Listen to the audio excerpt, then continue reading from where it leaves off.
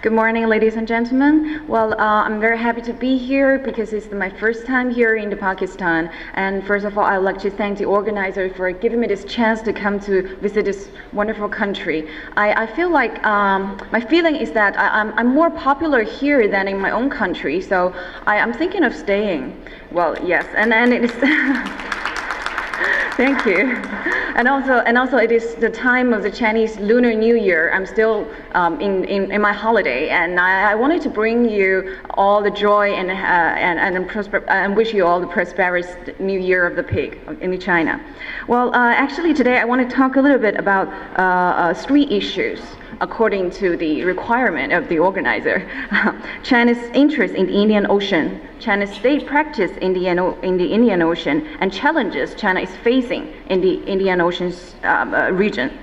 Well, at first I plan to talk about 2 minutes about the importance of the Indian Ocean, but since Professor Mohuma Bakai already talked about everything I wanted to talk about, I will skip that 2 minutes and save it for the Q&A session for later. Well, about China's interest in the Indian Ocean, I want to talk about four points. It is actually fourfold: security of the sea lane of communication, traditional security concerns, geo-economical interests, and safety and security of Chinese citizens and assets. Well, first of all, China, like many other countries, depend heavily on the safety of navigation through the Indian Ocean. Well, this Indian Oceans, in this place, there are around 100,000 commercial vessels transiting across every year, including the world's 50% container transportation and 30% bulk cargo transportation. And also 36% of the world's crude oil are produced in this region as well, particularly in the Persian Gulf. More than 2/3 of the global oil exports are dependent on free shipping in the Indian Ocean too. Well, for China, in recent years, almost 40% of China's foreign trade depends on the sea lane across the Indian Ocean. And the trade flows between China and the EU, its largest partner, is extremely dependent on the Indian Ocean sea lanes. And this is the first interest in this region. And second, China's interest in the Indian Ocean is also driven by energy security. The exponential economic growth and demand for energy led China to become a net importer of crude oil in 1993 from being a net exporter, being the world's 6th largest oil producer. Well, this is a result of China's highlighting energy use, which has doubled in the past 2 decades. Well, projections suggest that the import production gap will continue to grow through 2020 and beyond.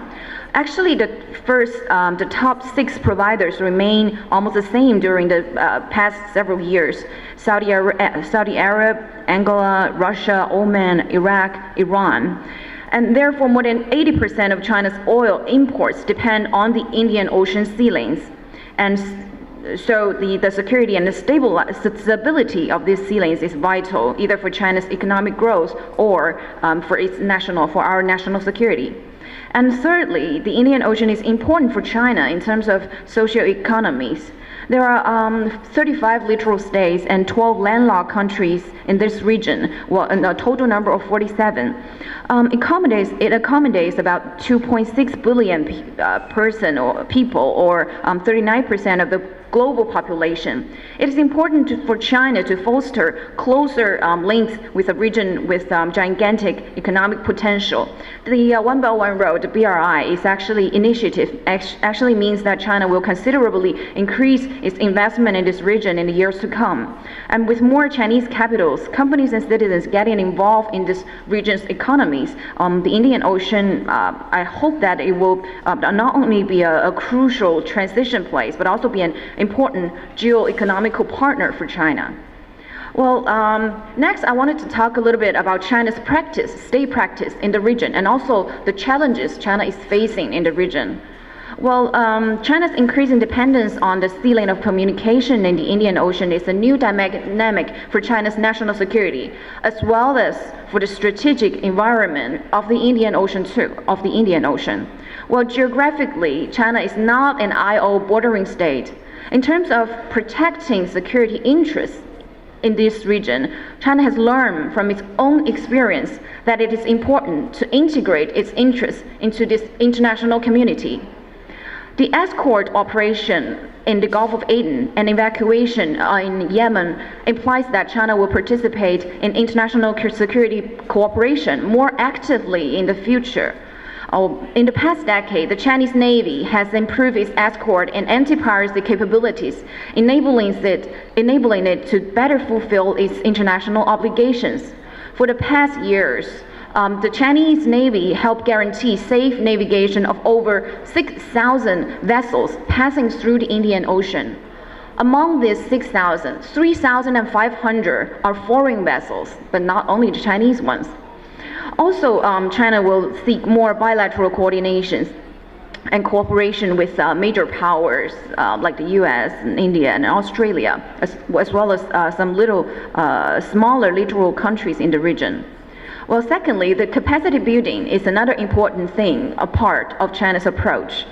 In order to protect our national interest, security interests in the region, China has to improve its capacity, including naval operational capacity in the region, which helps China to be a qualified partner in the international maritime security cooperation. Well, as part of China's military building, the PLA Navy is acquiring more capacities that can enable effective operational overseas, as I just mentioned. So far, there are 30 times of escort operations that have been done from the year 2008. Well, Professor Muhuma Bakai just now mentioned talk about the geopolitical challenges in this region, and also she mentioned that the second Cold War is unfolding in this region. Well, this is very interesting topic, because in the South China Sea, we also see an increased and intensified geopolitical competition between China and the United States. That's quite similar to the Indian Ocean as well. Well, but how do we manage the South China Sea crisis? In fact, in the South China Sea, the United States Navy's the freedom of navigation operations come to the South China Sea like every season, and there are many dangerous close encounters in the South China Sea between Chinese and American navies as well. But how do we manage this crisis and build confidence and trust? In the year 2014, in the Western Pacific Navy Forum, the QUES is established. And also between China and the United States, in the year 2014 and the year 2015, the two Department of Defense signed the two MOUs, the MOU on rules of behavior when encountering each other, and also the MOU on notification of major military activities of each other. So I think the two countries, although there is an increased geopolitical competition between these powers, but there is also a will to manage the crisis and trying to build trust. And this is something that we lack in the Indian Ocean. Like between China and India, we don't have such a thing as a bilateral MOU or on the rules of behavior. So this is something we can take in from the South China Sea. Well, because I'm from the South China Sea Institute, I just wanted to give you some promotion. Thank you. Yes, and also finally, I want to talk about from the socio-economic perspective, the unfolding of the One Belt One Road, the BRI initiative, increased China's stake in the Indian Ocean. Well, from here, I would like to say that China is actually a de facto player in some of the regional issues, but not all, particularly the maritime issues. The BRI was initiated in the year 2013, and 6 years on now, over 100 countries and international organizations have supported and got involved into this program, into this initiative. Well, here I would like to strengthen that the BRI does not meant to reinvent the wheel. Well, instead, it aims to complement the development strategies of the countries involved by leveraging their own comparative strengths. For example, we have enhanced coordination with the policy initiatives of relevant countries, such as the Master Plan of ASEAN Connectivity, the Bright Road Initiative of Kazakhstan, the Middle Corridor Initiative of Turkey, the Development Road Initiative of Mongolia, the Two Corridors, the One Economic Circle Initiative of Vietnam, etc., etc. Well, the past years has seen enhanced infrastructure connectivity, which is very important and to the core of the BRI. Building roads and railways creates prosperity in all sectors, especially in South Asia. Well, China has, we have accelerated the building of Jakarta-Bandung high-speed railway, the China-Laos Railway, Addis Ababa Djibouti Railway, the upgraded Gwadar ports in cooperation with Pakistan. And also there are a large number of connectivity projects that are also in the pipeline.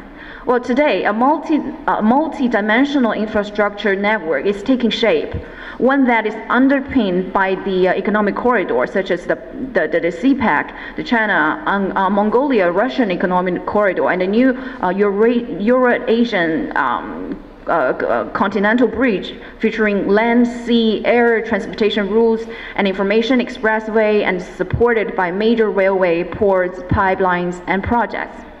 Well, talking about the CPEC, well, we already heard a lot of of this CPEC in the previous speeches. It is a flagship project of the Belt and Road Initiative, but I also read many rumors about it. As Admiral Zafar this morning mentioned the CPEC, he clarified that the CPEC is purely economic instead of military. Well, I totally agree with that. And also there is also a rumor saying that China was burdening Pakistan with debt through its investments in the 50 billion China-Pakistan, through the 50 billion CPEC. Actually, it is the CPEC itself helped create more than 70,000 jobs in Pakistan, and it also not inflicted a debt burden on the nation. Rather when these projects get completed and enter into operations, they will unleash huge economic benefits, and these will create considerable returns to the Pakistani economy. And also talking about these rumors, the Western media also has also spun tall tales that Sri Lanka used 90% of the government revenue to service Chinese debts and was forced to cut up a port to China. Well, fake news. Yeah, actually China accounted for only 1/8 of Sri Lanka's 65 billion debts. And also China did not demand immediate payment of the loans falling due from Colombo. Instead, China acceded to Sri Lanka's request to restructure these loans. Well, President Avil this morning talked very specifically of the maritime security challenges that we are facing in the Indian Ocean, like the piracy, like the maritime terrorism. And also, these are the common security challenges that we all are facing, including China, but not just the IOR states. Well, I personally think that these challenges, these non-traditional security challenges, are not as much troublesome as these rumors and suspicions of China's goodwill in terms of the BRI and China's cooperative initiatives. Yes, that would be more difficult to tackle. And finally, I would like to say that, well, China is not a new entity to the Indian Ocean. Well, Chinese came to the Indian Ocean region long before the advent of the Western colonial powers. It is the biggest neighbor of the South Asia. China and Pakistan has this remarkable all-weather strategic cooperative partnership, and China is ready to pursue its development strategy with that of the South Asian countries in mind, and to realize mutually beneficial development and common prosperity. Thank you very much.